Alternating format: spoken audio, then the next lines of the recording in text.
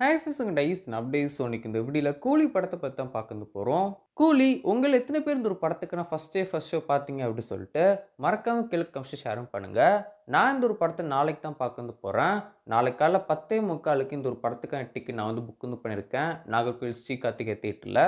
So நாளைக்கு இந்த ஒரு படத்தை பார்த்துட்டு இந்த ஒரு படத்துக்கான ரிவ்யூ நான் வந்து ஷேரும் பண்ணுறேன். ஸோ நீங்கள் கேட்கலாம், அப்போ இருக்கிற தமிழில் ரிவ்யூ அப்படி சொல்லி இருக்கு, இந்த ஒரு வீடியோவில் என்ன தான் பேச போகிறோம் அப்படின்னு சொல்லி கேட்கவும் செய்யலாம்.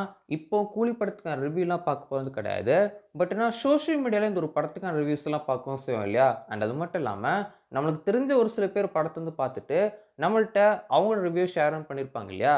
ஸோ அதெல்லாம் பற்றி தான் இன்றைக்கி இந்த வீடியோவில் பார்க்க போகிறோம். ஸோ கூலியை பொறுத்த வரைக்கும் நீங்கள் வந்து இப்போ படத்தை பார்த்து உங்களுக்கு தெரிஞ்சிருக்கும் அப்படின்னு நினைக்கிறேன். படம் எக்ஸ்பெக்டேஷனை பீட் பண்ணவும் செய்யல. ஒரு பிலோ ஆவரேஜான படமாக தான் கூலி திரைப்படம் வந்திருக்கு அப்படின்னு சொல்லிட்டு பார்த்து எல்லாருமே ஷேரும் பண்ணிட்டு வந்து வராங்க.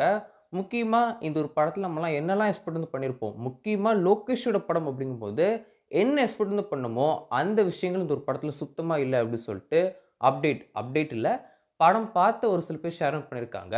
அண்ட் அது மட்டும் இல்லாமல் இந்த ஒரு படத்துக்கு ஏ சென்சர் கொடுக்கவும் வச்சுருப்பாங்க இல்லையா.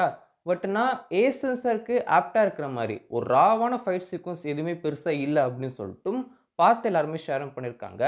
கேரக்டர் வைஸுமே நிறைய வீக்கான கேரக்டர்ஸ் இந்த ஒரு கூலி திரைப்படத்தில் இருக்குது அப்படிங்கிறது பார்த்து எல்லாருமே ஷேரும் பண்ணியிருக்காங்க. ஸோ கூலியை பொறுத்த வரைக்கும் நான் வந்து முன்னாடியே சொல்லிட்டு வந்து வரேன், இந்த ஒரு படம் ஏ சென்சர் அப்படி சொல்லிட்டு வரும்போதே 1000 கோடி வந்து அடிக்காது அப்படி சொல்லிட்டு. ஸோ இப்போ வந்து பார்த்தீங்கன்னா படத்துக்கு வந்து நெகட்டிவான ரிவ்யூ தான். இப்போ விஜய் சார் படத்துக்கு நெகட்டிவான ரிவ்யூஸ் இல்லை மிக்ஸ்டு ரிவ்யூஸ் வந்துச்சுன்னா மினிமம் கேரண்டியாக கண்டிப்பாக ஓட செஞ்சிடும். இப்போலாம் பார்த்தீங்கன்னா கோட்டெல்லாம் அவ்வளோ நெகட்டிவான ரிவ்யூஸ் வாங்கியும் 400 கோடிக்கு மேலே கலெக்ஷன் பண்ணிச்சு.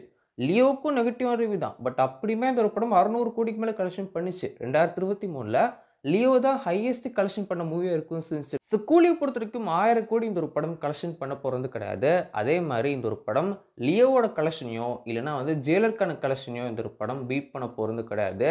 வேணா இந்த ஒரு படம் வந்து பார்த்தீங்கன்னா பேட்டைன் படத்துக்கான கலெக்ஷனை பீட் பண்ணுறதுக்கு சான்ஸ் இருக்குது. அதே மாதிரி நம்ம தளபதியோட the greatest of all time படத்துக்கான கலெக்ஷனை பீட் பண்ணுறதுக்கு சான்ஸ் வந்து இருக்குது. But mostly the greatest of all time படத்துக்கான கலெக்ஷனுமே இந்த ஒரு படம் பீட் பண்ணாதோ அப்படின்னு சொல்லிட்டு எனக்கு தோணவும் செய்து. வெயிட் பண்ணி பார்ப்போம்.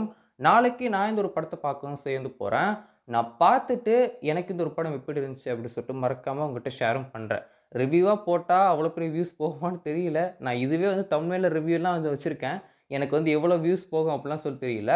இப்போதைக்கு நான் சோஷியல் மீடியாவில் பார்த்த ஒரு சில ஒப்பீனியன்ஸ், படம் பார்த்தவங்க ஷேர் பண்ண ஒப்பீனியன்ஸ், அண்ட் அது மட்டும் இல்லாமல் எனக்கு தெரிஞ்ச ஒரு சில பேர் படம் பார்த்துட்டு என்கிட்ட வந்து நிறைய விஷயங்கள் ஷேரும் பண்ணாங்க. அதெல்லாம் தான் இப்போ இந்த ஒரு வீடியோவில் ஷேரும் பண்ணியிருக்கேன். நாளைக்கு படம் வந்து பார்த்துட்டு என்னோட ஒப்பீனியன் கண்டிப்பாக உங்களுக்கு ஷேரும் பண்ணுறேன்.